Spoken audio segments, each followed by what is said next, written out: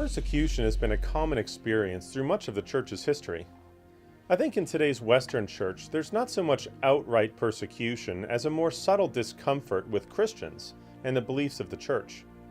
This can be confusing and unsettling for us as believers, and sometimes we respond badly to these challenges and end up undermining the cause of the gospel. 1 Peter addressed believers scattered all across Asia Minor who were suffering persecution from their fellow countrymen.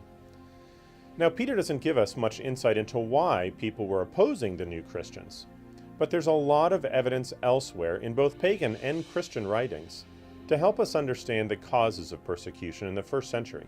For example, for most people in the ancient world, honoring the gods through sacrifice and other rituals was critical for securing the gods' continued favor toward a person's family, business, or community. If a Christian who was a member of the Bakers' Guild, for example, suddenly decided he would no longer worship the patron god of that guild with his colleagues, the other members would be afraid that the god might punish them by harming their businesses, and this would all be the fault of the Christian.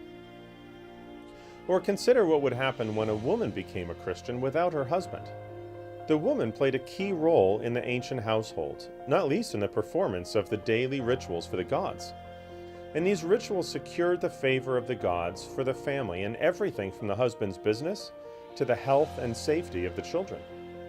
By refusing to perform these duties because of her newfound faith, the woman was putting her whole family at risk of incurring the wrath of the god that looked over their household. At least, that's the way her husband and neighbors would see it. So becoming a believer in Jesus commonly led to fear and anxiety among family members, colleagues, and neighbors of the new Christian. And this led to persecution and opposition in a range of forms. This persecution, of course, was very difficult for the new believers and made it hard to know how to respond and how to live in one's community with one's newfound faith. And Peter is writing in large measure to address this problem. Although he has many things to say about this, the key statement comes at the end of chapter 2, where he sets forth the example of Jesus. He writes, "If, when you do good and suffer for it, you endure, this is a gracious thing in the sight of God.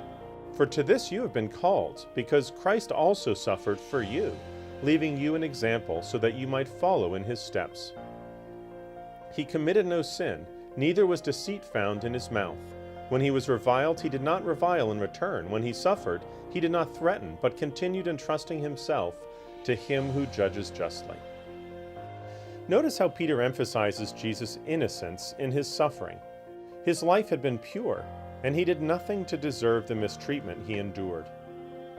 Notice also the Godward vision of Jesus. He entrusted himself to his Father, even in the midst of what he suffered. These are key themes for Peter when he turns to the challenges facing us as Jesus followers.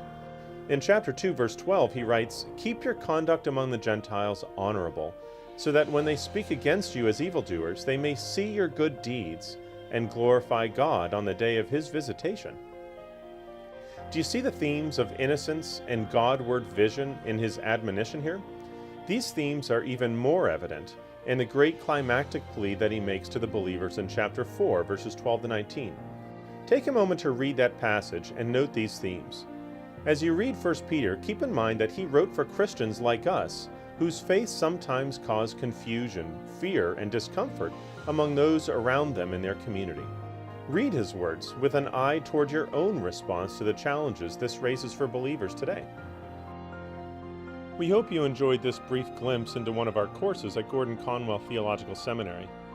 If you would like to learn more about the programs of study that we offer, please contact our admissions department by clicking the link below.